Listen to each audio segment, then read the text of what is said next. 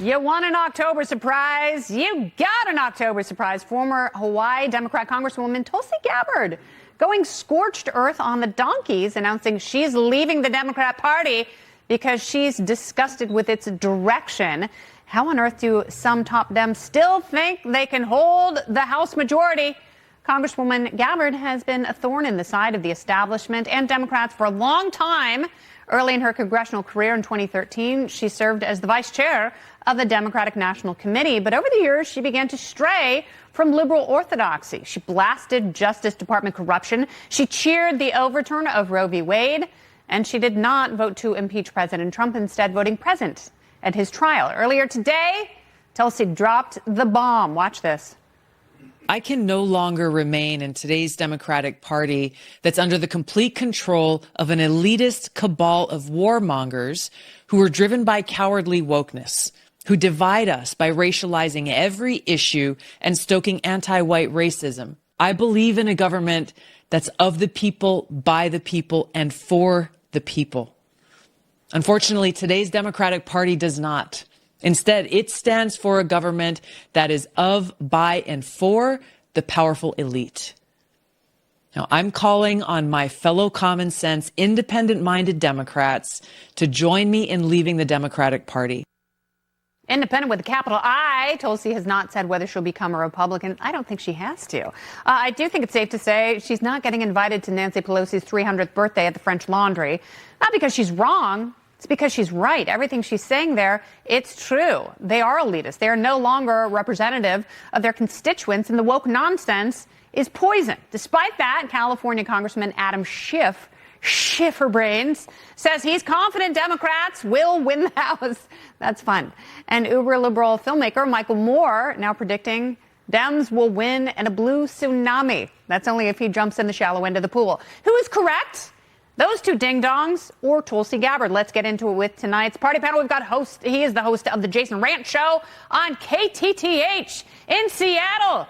He is the architect of the Space Needle. Jason Rantz is back. We've also got Democrat strategist. She's a radio host. She's a Fox News contributor. Leslie Marshall is back. She's got a thing or two to say about this. And we've got author and Reason senior editor Robbie Suave. Buy all of his books now for your library, just in time for the holidays, including Halloween. Welcome, everyone. Jason, I will start with you. Where do you think Tulsi goes from here in terms of party? And is it important that she makes some sort of partisan declaration? I don't think she has to make a partisan declaration at this point, because I think the point she's trying to make is that the Democratic Party has just gone so far to the left.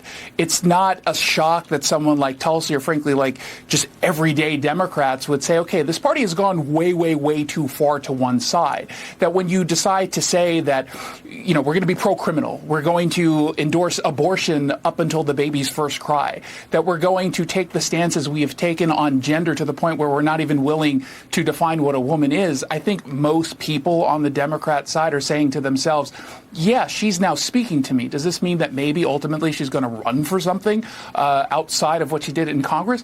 Maybe. But I think right now what she's trying to do is save the party. And I think as a Republican, I want to have a sane Democrat Party. I won't like the two-party system because, frankly, it keeps Republicans in check. And I think that any time one party has too much power, it causes problems for our democracy. Well, I think anytime two parties have too much power, it really causes problems for our democracy. And that's what we're seeing right now. That's why I would like to see her remain independent and, you know, sort of bash the establishment in both corners right now, Leslie. So it's interesting because it's not a sure thing in terms of the House races for Democrats. Really anything but. Republicans don't have to pick up a lot of seats. And it is the independents that hold the cards in this election. 61% of polled independents say the economy is the number one issue they're voting on. There's so much to say on this. I know I don't have tons and tons of time, but that's the number one issue for everybody. It doesn't matter if you're an independent, a Democrat, or a Republican. Obviously, close seconds come for Arizona, Texas, other border states immigration. Then you have other states like Colorado where you see abortion a second issue. But Tulsi Gabbard, I have to say, I'm not trying to be snarky here, but at first when they were like, Tulsi Gabbard left the Democratic Party, I'm a Democrat, and I was like, is she still a part of it? I thought she left like a long time ago. So this is my takeaway from this. One, somebody needs attention and more likes on Twitter. Two, she will be an independent. She said independent-minded or independent thinking. And three, my prediction is she becomes the new Ralph Nader, and she runs as an independent. She wanted to be president. She tried to get the Democratic nomination and failed. She clearly doesn't see the Democratic Party doing it for her. I don't think the Republican Party will either. So I think she's going to run as an independent. Whatever she runs for, who knows? It could even be trying to become president again. All right, so Robbie, were you surprised by the condescending reaction from a lot of Democrats, you know, similar to what Leslie just said? Like, I didn't even know she was a Democrat anymore. She doesn't even go here.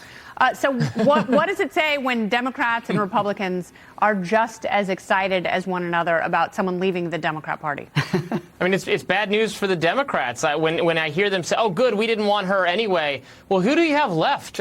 They did the same thing to Joe Rogan. Joe Rogan said he was a Bernie Sanders supporter, and then so many Democrats, at least in the media, act like they're embarrassed to be associated with him. So then over time, he becomes friendlier to some aspects of the Republican Party, and then they're mad about that, too. The one thing I did want to say about Tulsi, though, in addition to that, is I'm actually struck by so much that actually hasn't changed about what she thinks. It's that the parties have changed. You know, she has been denouncing regime change and foreign entanglements and a kind of neoconservative policy agenda for years. She was denouncing that back when that was kind of a left-wing position, or, you know, there was some criticism of that in the Democratic Party.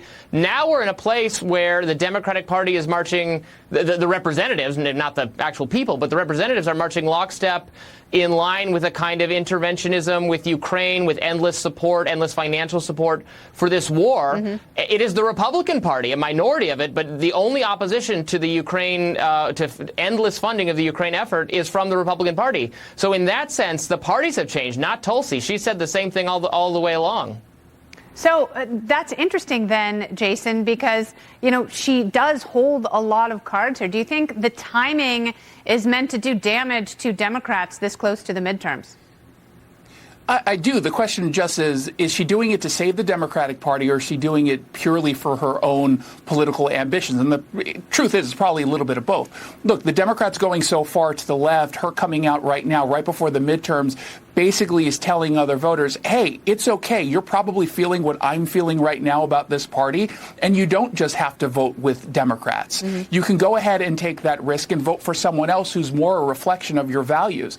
And to Leslie's point, it's not just about the economy. If you're a Democrat who right now is in Arizona or Texas, there's a lot on the line if you embrace Democrats who effectively want an open border, or at least are acting that way. And so I think she's just giving everyone the green light to say, hey, go ahead and vote with your brain as well as your heart. And both are telling you Democrats right now are just too extreme. Yeah, and there are a lot of people who feel that way. And there are a lot of people who say, this isn't why I signed up to be a Democrat. We're supposed to help people, but what they're doing is very counterintuitive to that and actually quite harmful. She made some really important points, and I hope the discussion continues without completely shutting her down. All right, the panel's not going anywhere.